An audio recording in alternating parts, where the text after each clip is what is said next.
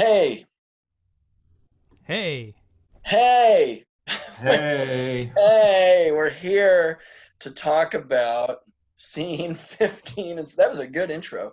Scene 15 and 16, written by Aaron, who was supposed to be here to talk about it, but isn't. I think this whole thing was planned by Aaron just wasn't for this us his to be. idea to give a little intro to the Patreon patrons? Patreon patrons. Well, thank you, Patreon patrons, for being Thank you. there, making all of this possible for us to do. We've been having a good time. We hope you all have been having a good time. This scene was, or these two scenes were both assembled by Aaron using stuff that he had written and other stuff that had at the moment. What I recall is that not many scenes had been written, and he just knocked these out 15, 14, 12 through 16. He just bam, bam, bam had them done. And so a lot of the rest of the score had not yet developed, and so some stuff. The main thing I think about with this scene is there's this awesome glockenspiel part that goes ding a ding a ding, ding a ding a ding, get down. There's some nasty guitar underneath. I wish that we would have, worked with that thing more because it's such a cool part, but it never comes back again. And Maybe that'll turn into an original song that we play at rock shows or something. yeah, yeah, we'll do something with it. Well, the main melody of the second part of this new scene of scene 16 is from a tune in the band Muppletone that Aaron leads, and I've been playing violin in that band for ever, and Josh is in the band now as well. So the tune is called "Bird Talk Is Cheap." Cheap, cheap. Get it? Yeah, we use it for it's kind of Jane's theme and it's kind of the circus theme. It goes la la la la la la la la. And what winds up happening at the end of these two scenes combined is that Aaron brought everything in at different rhythms and started us in different spots. So when we were touring with it, I mean, I remember before the tour, the rehearsals with it. You remember that, Skunk? All I know is this is the first time I've ever played it right. Yeah. I just ignored there on tour. I was like, I just whatever. I'll just I play don't this know. way. I don't know how many times we got the ending of I 16. don't think I think I just Plenty. started. My last line is a completely different theme in the movie, and it's just like it just randomly appears, and the time it's very bizarre and it's very hard to like. It's just really weird in context, and it's hard to count it and feel it It's the so way. hard to count it. Well, What? that's what was such a trip for me because I've been playing the song in Aaron's rock band, Muppletone, and the version in that you would never count it, and you would never have it on sheet music. So when we saw it on sheet music, now it was like, oh, that's what this composition does. Okay. Yeah. Well, yeah, because we would in the Muppletone song, we a lot of times where that melody occurs, it's just Aaron and we're just following him. It's very rubato, but here we used it, in time. So, and I remember that it was Henry that transcribed it, and I think he chose for it to be in 3/4. So then we just worked with it in 3/4 from there on. So I don't know, I know when Aaron's talked about it, if he was here, he could enlighten us on it. But I think there's some stuff in there that just changed because Henry transcribed it the way he did, and that's just the way we went with it. But yeah, that ending, trying to count it. I mean, the other thing that happened with this piece is that Aaron wrote it in 6/8, so 1 2 3 4 5 6, 1 2 3 4 5 6. But we all heard it as 1 2 3, 1 2 3, 1 2 3, 1 2 3, and so we changed it to 3/4 to suit the way we wanted to read it. And then I remember he was not thrilled. He was like, "You guys changed it. It's supposed to be 6/8." But That's so weird. I Like his remember being like, thing is the "We're the ones stupid. that have to read Well, this." I mean, for me, dude, like I actually played this to the set 3/4. Like I used to line up a click. That weird thing, Josh, that now everybody gets to know. When you send me, I've noticed when you send me the click, for some reason when I import it in Pro Tools, it's like I have to chop a 64th note and move it to line up with it. It's like a 60.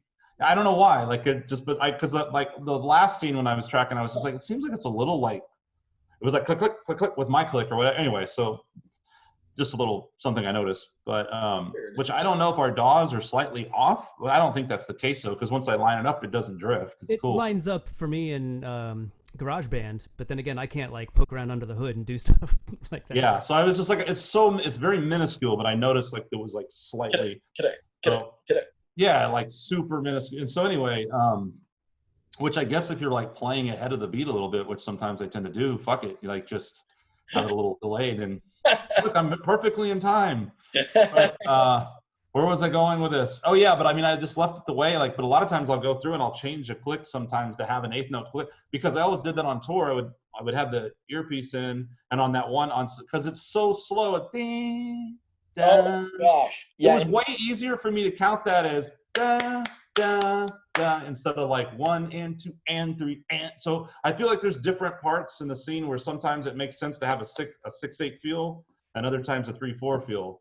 Yeah. It's just how you want to feel it. But playing that the other day, like I was surprised when I looked at it, and it seemed like it was pretty well in line with counting the 1 and 2 and 3 and 1. You know, like.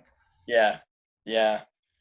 I'll be curious to hear from some feedback on this, if it feels like it has that not really in time thing to it, like I was describing about the Muppletone version compared to like now, this one was definitely recorded on a click track. Yeah, and we added some. I mean, live we didn't have the quite all that percussion. In fact, we didn't have that much of the percussion because we were all playing, so I couldn't do it. Here we added some kick drum thumps and some extra guitar just to make it a little bit more menacing. But yeah, it's a good scene. I was a little bit concerned about recording it just because it was so difficult on tour. But I think having a click playing to it instead of watching each other in terror in a dark theater, trying to be synced up to the movie, it was just a little easier to just pay attention to that click and play our parts. So I know I'm really proud of what it sounds like right now. Yeah, it sounds good. I'm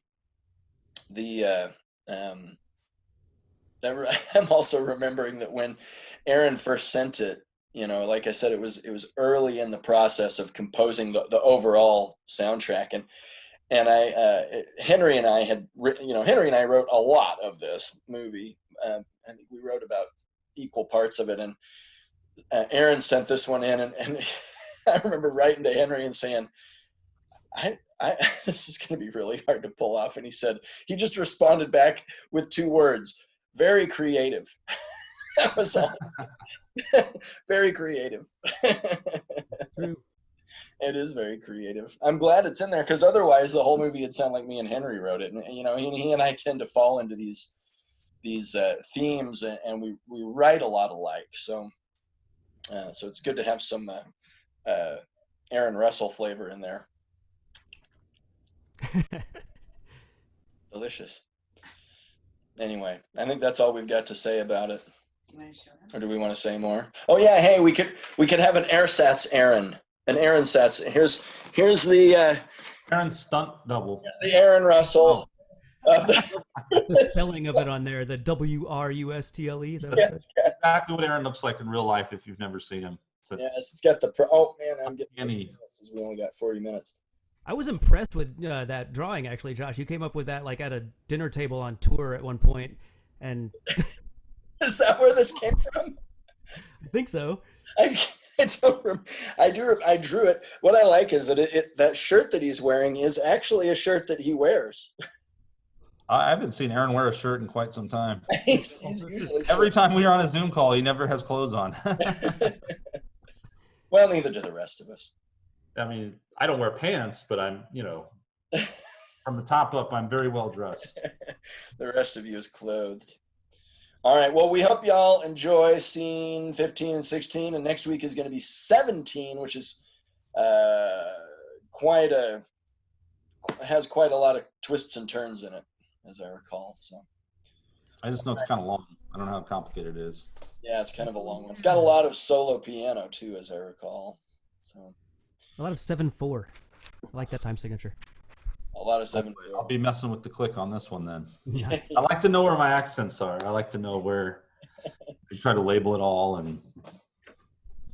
All right. Well, I guess we'll say goodnight to the AirSats, Aaron, Bye, Aaron. and everybody else. Looking good, buddy.